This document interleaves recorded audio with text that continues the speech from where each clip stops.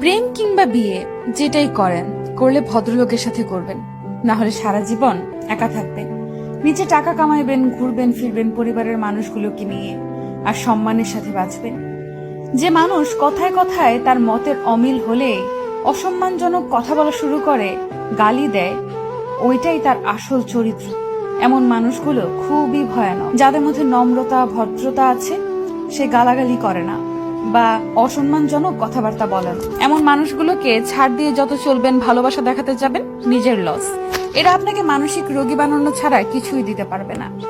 এমন সম্পর্ক থেকে যত তাড়াতাড়ি সম্ভব বের হয়ে আসা উচিত। কেউ কারোর জন্য মরে না। জীবন নষ্ট করার জন্য একজন অযোগ্য লোককে নিজের জীবনে জায়গা দেওয়াই যথেষ্ট।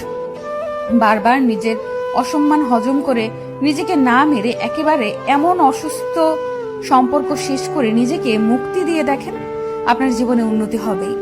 একজন সাপোর্টিভ সঙ্গী পাওয়া ভাগ্যের ব্যাপার। যে মানুষের মাঝে ভদ্রতা আছে, তারা তাদের দায়িত্ববোধ সম্পর্কে জানে। তারা অন্যের জীবন নিজের নিয়ন্ত্রণে আনার জন্য মরিয়া হয় না।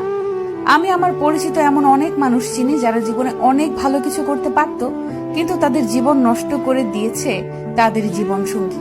আবার এমন অনেক মানুষ দেখেছি যারা জেনে শুনে ভুল মানুষের প্রতি ইমোশনাল হয়ে নিজের ক্ষতি ডেকে আনছে। ভালোবাসলে আগে নিজেকে ভালোবাসা উচিত, এরপর অন্য কেউ। ভালোবাসা যদি ভালো থাকাই কেড়ে নেয়, এমন ভালোবাসা দিয়ে কি করবেন?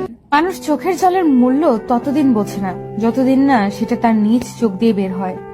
ভালোবাসার সবচেয়ে কষ্টের মুহূর্ত হলো পুরনো স্মৃতিগুলোকে ভুলে থাকা। এই কেমন কষ্ট!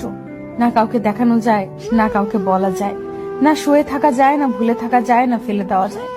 শুধু প্রত্যেকটা সেকেন্ড বুকের ভেতর অনুভব করা যায়।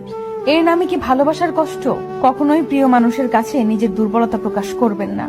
যদি আপনি প্রকাশ করেন, তখন সে আপনার দুর্বল জায়গায় আঘাত করবে।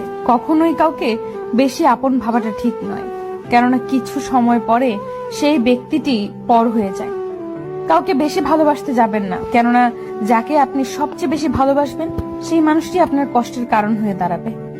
যদি কেউ বুঝতে পারে আপনি তাকে মন দিয়ে ভালোবাসেন, হয়তো প্রথম প্রথম সে ঠিকই আপনাকে ভালোবাসবে, তবে ধীরে ধীরে দেখবেন পরিস্থিতির সাথে সাথে সে পরিবর্তন হচ্ছে। তখন আপনি তার কাছ থেকে দুঃখ, কষ্ট, আঘাত, অপমান, অবহেলা, প্রতারণা ছাড়া আর কিছুই পাবেন না। কুকুর মার খেয়েও বিশ্বাসী থাকে, আর মানুষ ভালোবাসা পেয়েও বিশ্বাসঘাতকতা করে। নিজের প্রতি ভরসা আর বিশ্বাস করতে শেখো। পথ যতই কঠিন হোক, রাস্তা তুমি নিজেই খুঁজে পাবে। ভালোবাসা এমন এক বদ অভ্যাস যেটার কারণে মানুষ এক মুহূর্ত আনন্দ পাওয়ার জন্য সারা জীবন কষ্ট সইতে দ্বিধাবোধ করে না। যতই রাগ উঠুক না কেন, রাগের সময় একটু ভেবেচিন্তে কথা বলা উচিত। রাগ কমে গেলে তুমি হয়তো ক্ষমা চেয়ে নেবে, সে ক্ষমা করে দেবে, কিন্তু যাকে কথাগুলো বলবে তার মনে সেগুলো চিরস্থায়ী হয়ে যাবে। সবাই ভালো ব্যবহারের যোগ্য হয় না। মাঝে মাঝে যে যেমন তার সাথে তেমন ব্যবহার করা উচিত। এটা অসভ্যতা নয়, প্রয়োজনীয়তা। দুনিয়ার জন্য তুমি একটা সাধারণ মানুষ, কিন্তু একটা সাধারণ মানুষের কাছে তুমি তার সম্পূর্ণ দুনিয়া। নিম পাতায় যতই চিনি মিশাও না কেন, তা কখনো মিষ্টি হয় না। ঠিক তেমনি কিছু মানুষকে যতই ভালোবাসা দাও না কেন, তারা কখনো আপন হয় না। প্রত্যেকটি মানুষের জীবনে একবার প্রেম আসে। সে প্রেম কারো জীবনে এসে সুখ দিয়ে ভরে যায়, আবার কারো জীবন থেকে সুখগুলো কেড়ে নিয়ে দুঃখ দিয়ে ভরিয়ে দেয়। তখন মানুষের জীবনে শুধু কষ্টই রয়ে যায়। যদি ভাগ্যক্রমে তোমাকে পেয়ে যাই, তাহলে তুমি হবে আমার সবচেয়ে বড় উপহার। একটা বাস্তব কথা কি জানেন? আমাদের পছন্দের মানুষগুলো কখনোই আমাদের হয় না, কখনোই না। পৃথিবীতে সত্যিকারের মানুষ চেনা বর্তমানে দুঃসাধ্য এক ব্যাপার হয়ে দাঁড়িয়েছে। হাজার মানুষের ভিড়ের মাঝে থেকেও বোঝা যায় না কে সত্যিকারের শুভাকাঙ্ক্ষী আর কে মুখোশধারী। অন্যকে ঠকিয়ে নিজেকে সুখী ভাবতে পারো, কিন্তু জীবন তোমাকে কখনো সুখী থাকতে দিবে না। প্রথম প্রথম সবাই পাশে থাকতে চায়, পরবর্তীতে পরিস্থিতি অনুযায়ী সবাই বদলে যায়। যে আপনাকে চায় না, আপনারও তাকে চাওয়া উচিত না, তাতে অবহেলা দ্বিগুণ বাড়ে। যখন দেখবে মন খারাপ, একা একাই ভালো হয়ে যায়, তখন বুঝে নিও তোমার আসলে কেউ না।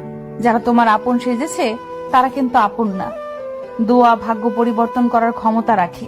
কারো মোনাজাতে থাকতে পারি, সত্যি ভাগ্যের ব্যাপার। ভুলতে পারি না বলে কষ্ট দিচ্ছ, একদিন দেখবে সব কষ্ট সহ্য করে তোমাকে ঠিক ভুলে যাব। মূর্খের সাথে